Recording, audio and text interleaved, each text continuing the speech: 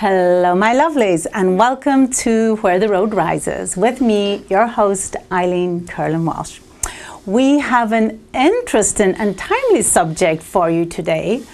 All of us feel the pinch of our Cook County property tax bill twice a year, and while we accept the bills that come with property ownership, none of us wants to feel that our property is overassessed.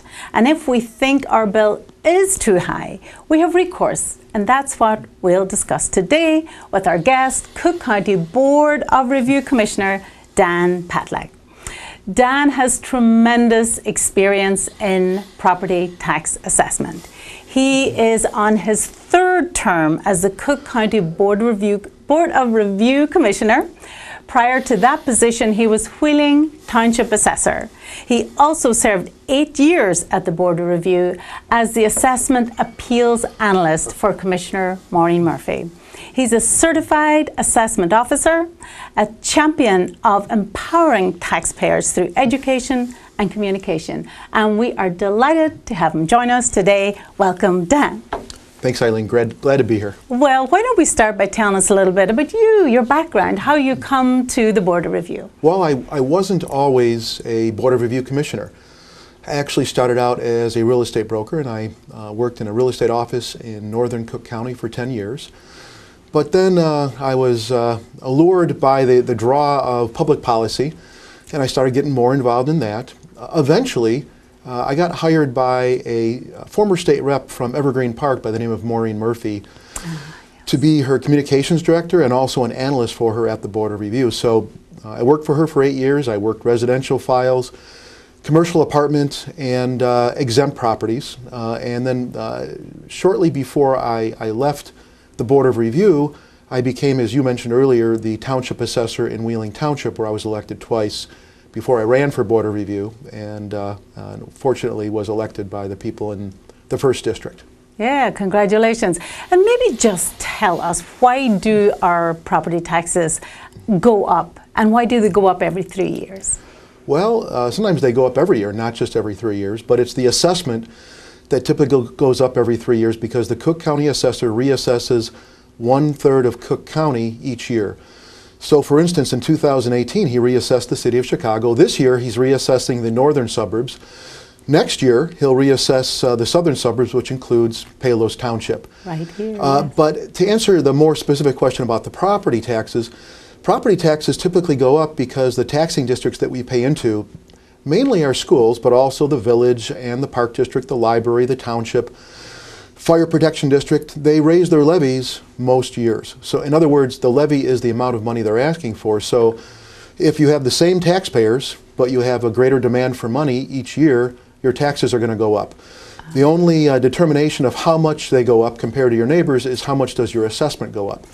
The assessment is the relative share of your overall, or it represents the relative share of your overall tax burden. So if yours went up 10% and I live next door to you and mine went up 20%, that is my assessment and your assessment, my taxes would go up more than yours. And how do we know if we're overassessed? Well, there's a variety of things you can look at. The number one reason people appeal at the Board of Review is called lack of uniformity. And all that really means is that, say, your house compared to other similar homes in the area is assessed higher. So you can find out what your assessment is by going online, and you can do it through a website that we put together recently called danpatlak.com. It's sort of a one-stop shop. You can use it to go to all other websites that have to do with property taxes, but you can use that one, go in, find out what your assessment is, and then what you want to do is you want to figure out what's my assessment per square foot of living area compared to other assessments of similar properties. I'll give you the formula for it. Okay. It's not very hard, and if you can't remember, just go back to that website and you can see some videos where I explain exactly how to do it. You take your assessment, it's divided into two parts, land and building. Take the building portion, divide it by your building square footage. So let's say your total assessment was $25,000.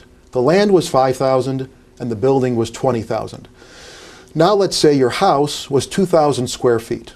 You divide the building assessment, $20,000, by the building square footage, $2,000, and you get 10.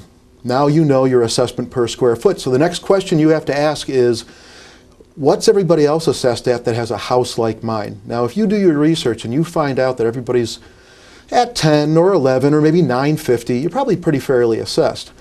But if you find that there's a pattern of homes at $9, $8, $7, $6 a square foot, that's the evidence that you would want to use to turn into my office, the Board of Review, to show that there's a lack of uniformity and that you should get a reduction. So that's the number one reason people use for filing an appeal. Now, the next reason is called market value. So the Cook County Assessor places a market value in every property.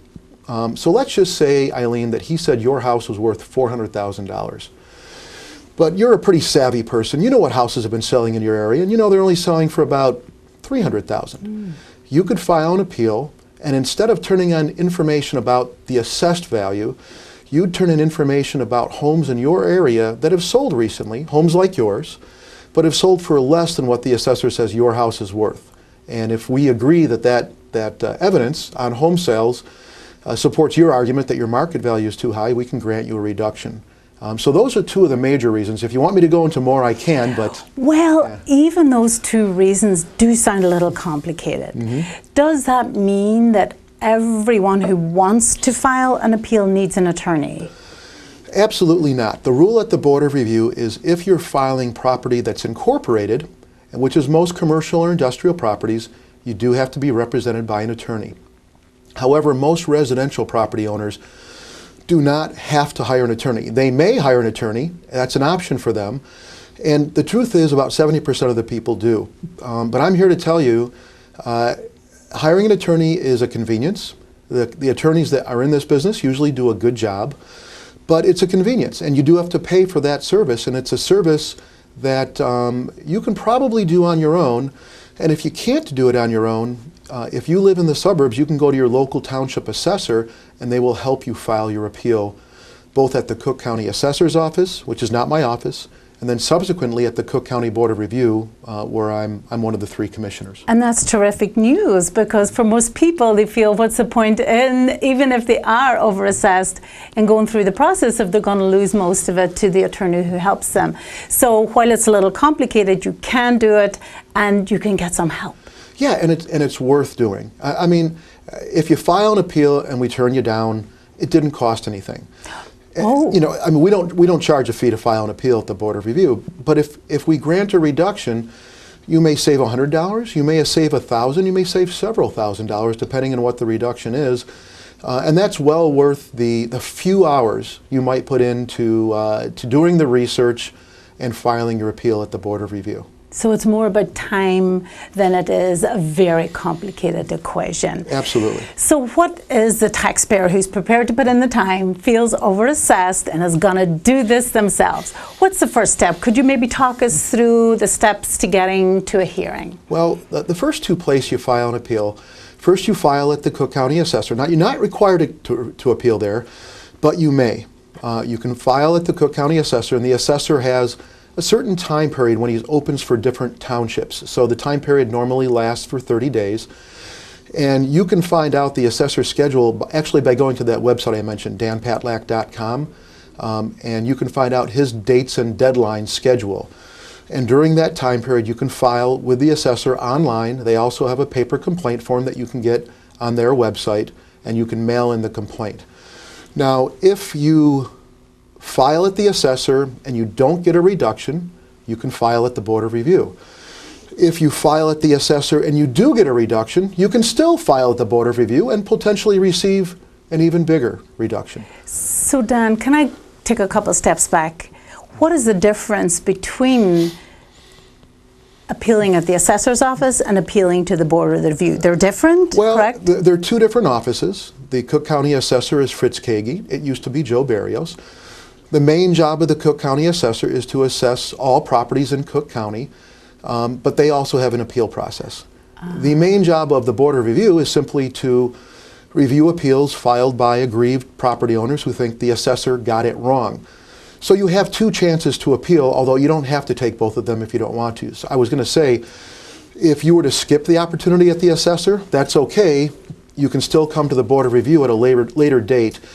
We open by township as well, but we won't open a township until the assessor has completely finished adjudicating any appeals that have gone to him for that particular township. And is that the typical the journey? First the assessor's office and then the board of review? Well, many people go to both offices, but some people don't. Some people go to the assessor, they get a reduction, they're satisfied with it, they don't need to go any further.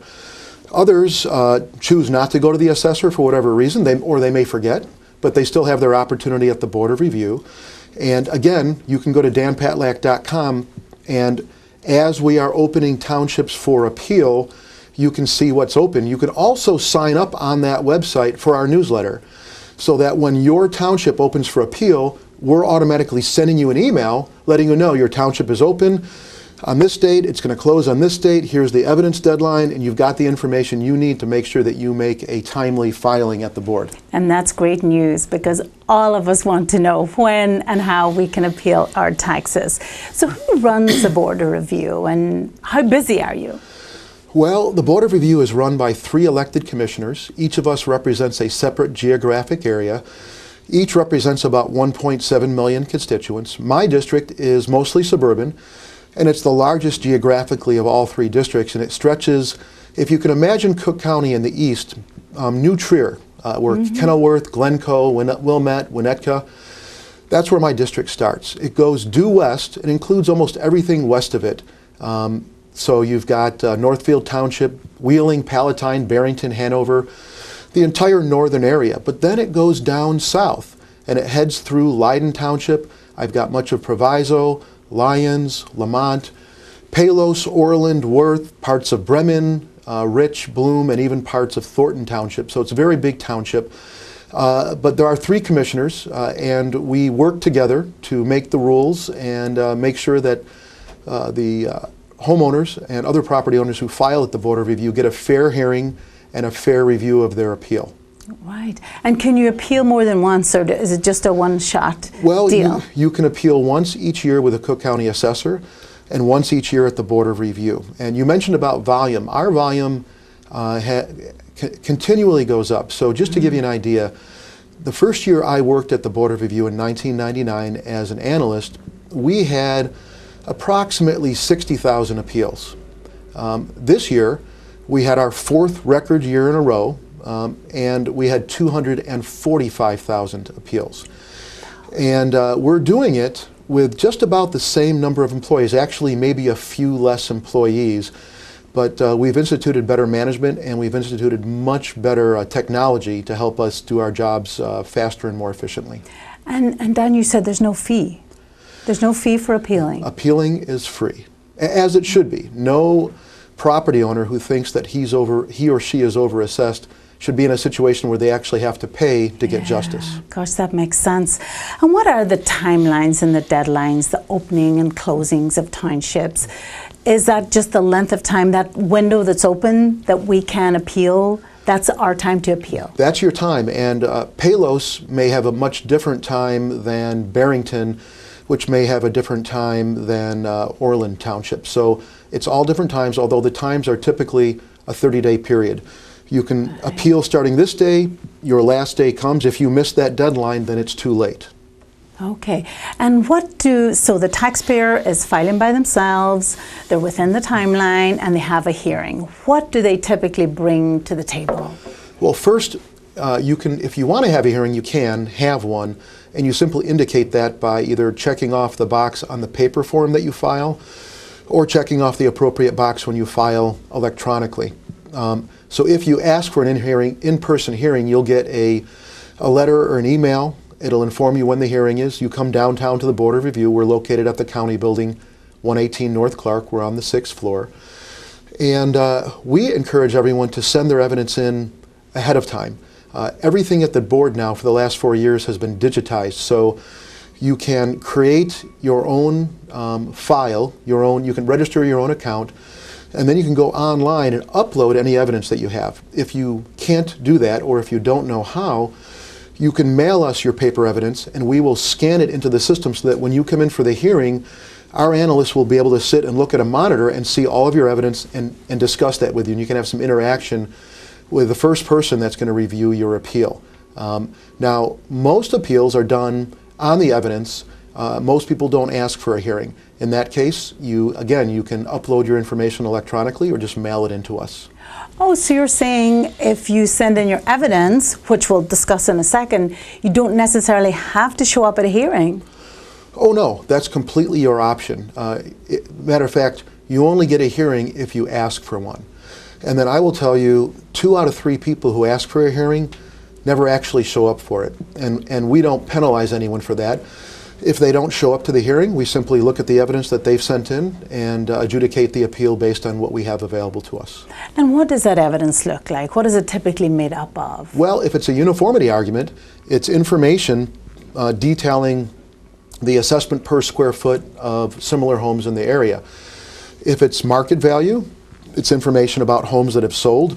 Some people choose to get an appraisal, and we'll look at an appraisal as opposed to simply a listing you might provide from a local realtor or something like that on a recently sold home.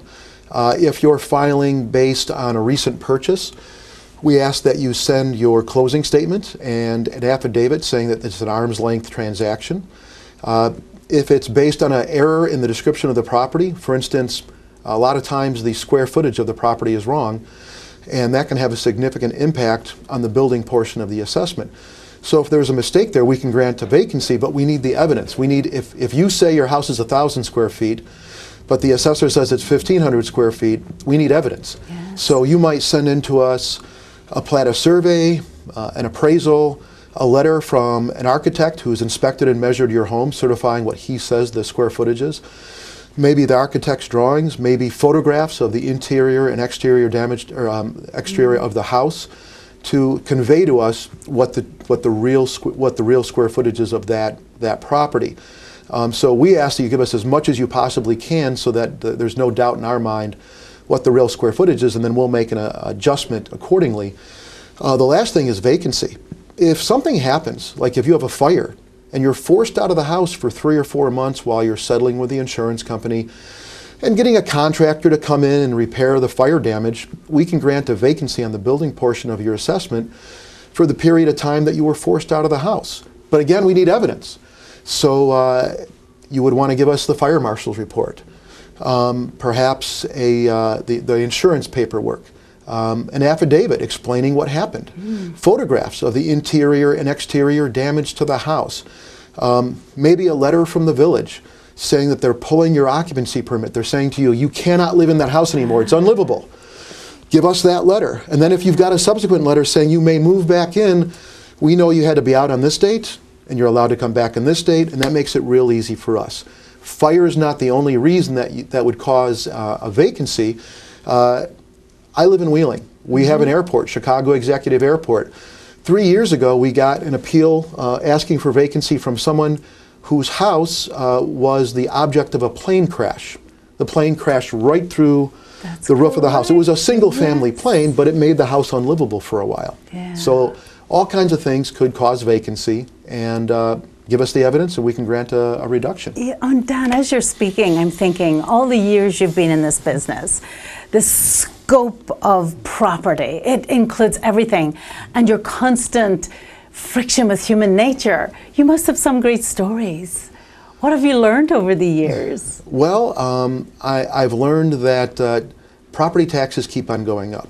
Yeah. They're exerting tremendous financial pressure on everybody, whether you're a residential property owner or a commercial or industrial property owner. I was on the phone on the way here with someone I know, and they told me, they were asking about whether or not they should hire an attorney. They have a commercial property. Now I told them I don't recommend attorneys, because I never want to be in a position where someone thinks I'm favoring one law firm over the other. But he expressed to me, he says he bought his place, it's a jewelry store, in 2002. And his taxes that year were $12,000, and this past year they were $46,000. And he said he's making less money in his business. So that's a lot of pressure on a local businessman who pays a lot of property taxes to his local village and school and park district and library for the ability to run a business there and employ some people. Yeah. And the same thing is true for residential property owners. It used to be that, and I'll use my own parents as an example.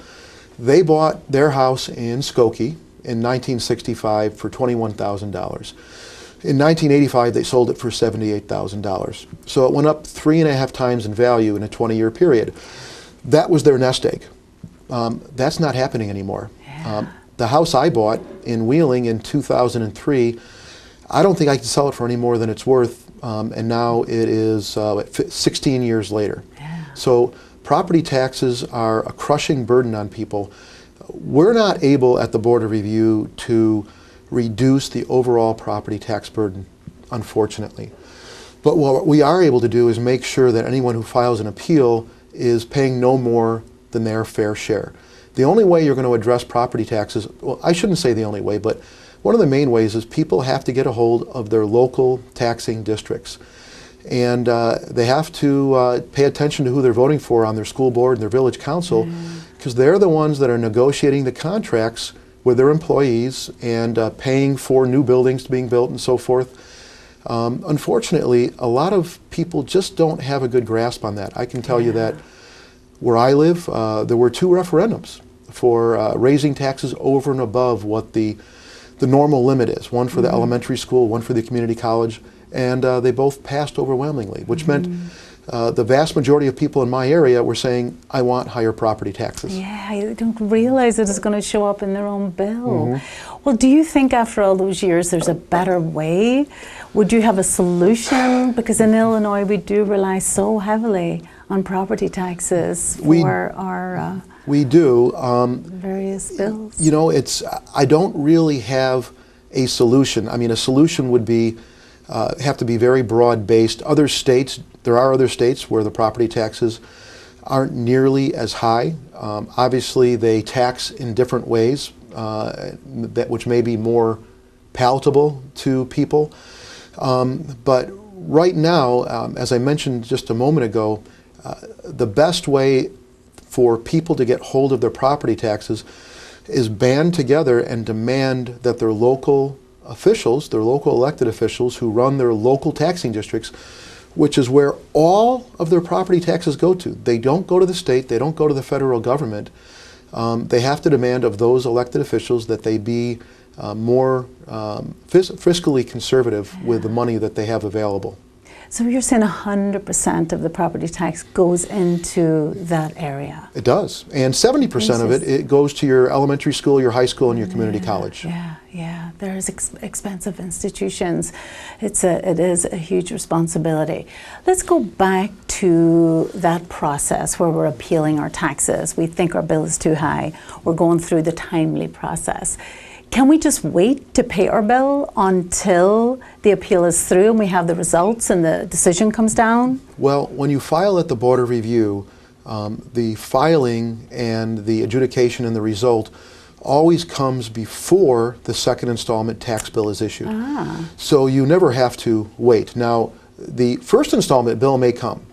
The first installment bill always comes around February 1st, and it's always 55% of the previous year's total taxes. The second installment bill reflects whatever the new assessment is for that year, whether it's a reduction or an increase. It also reflects any of the exemptions you get, like your homeowner, your senior freeze. But that's all done before that tax bill comes out, so you don't have to delay paying the bill while you're waiting for your result. The result's going to be there. Right. All right. Now, right now, well, I'm thinking before we get to our window being open in our area right now, tell us a little bit more about where the viewers can go for information, and particularly danpatlack.com. Well, the website danpatlack.com is separate from the official Cook County Board of Review website. And it really serves a different purpose. It gives many more details like the ones I'm discussing with you today on how to go about filing the appeal at the Board of Review and where to get a lot of other good information. So there are links on that website where, for instance, someone might ask the question, how do I know when to file an appeal? Well, when you click on that, there will be 2 answers. One is when to file an appeal at the assessor. You click that, it takes you to the Cook County Assessor's website, right to where the drop-down window is, and it gives you that spot, and it shows you their lineup of townships and when they're opened and closed and so forth. The same is true if you click on the one for the Board of Review. although we don't always know ahead of time because our schedule is dependent upon when the assessor finishes adjudicating of his appeal. So we can't make a determination when we're going to open a township until we see that the assessor has opened and closed and finished with their adjudication of all their appeals. Also, though, on that website, if any of your listeners didn't quite get what I said, you can go on there and there are videos of assessment appeal seminars that I've done. Usually I go out to every community in my district sometime between August and January every year. Last year I did about 40 assessment appeal seminars. And I do a 1-hour seminar, sort of an expanded version of what we're doing today. And then I take questions and answers for 20 minutes. And then if people who are there have further questions, I stay, my staff stays, and we answer the individual questions. Well, what we did is we videotaped one of those seminars, and then we cut the videotape up into separate sections. So for instance, if one of your listeners heard me talking about lack of uniformity, we've got about a 13 or 14 minute video just on lack of uniformity. We've also got 5 minutes on a recent purchase. We've got 7 minutes on vacancy. We've also got some other videos that are very brief, 1 or 2 minutes on, do I have to hire an attorney? Can I file early? Things like that. Yeah. So for anyone that missed anything today, they could just go to that website and learn everything they need to know about how to file an appeal. Wonderful resource, and we'll have that for you viewers. Anything final that you would want to say? What would your last word be on the whole process of property tax assessment and appeal? Be diligent. Keep track of what your property taxes are, and especially your assessment, because the assessment is what you're appealing at the Board of Review. So make sure you're checking online every year to see if your assessment's gone up, and make sure you're checking to see if you think it's fair. Now, if you think it's fair, there's no reason to file an appeal. But if you think it's higher than what it should be, for any of the reasons I stated earlier, uniformity, market value, vacancy, error in the description of the property, or recent purchase, then file your appeal at the assessor. And if you miss your chance at the assessor, come to our office at the Board of Review. You can get justice from our office. And if you don't like your result from the assessor, you can go to the Board of Review also. We know that now. That's right. Lovely. Thank you so much, Dan. And our window's open right now here in the Palos area. It may be open for the assessor. It's not yet open for the Board of Review. But we expect sometime in July or August for Palos Township to open. So I would suggest, again, everyone go to danpatlak.com, sign up for our newsletter, and we will email you when the township opens. It doesn't get any better than that. Thank you so much, Dan. Thank you. We appreciate your wisdom, your insight, for sharing that with us today. Thank you, viewers, for watching, and we will see you next time on Where the Road Rises.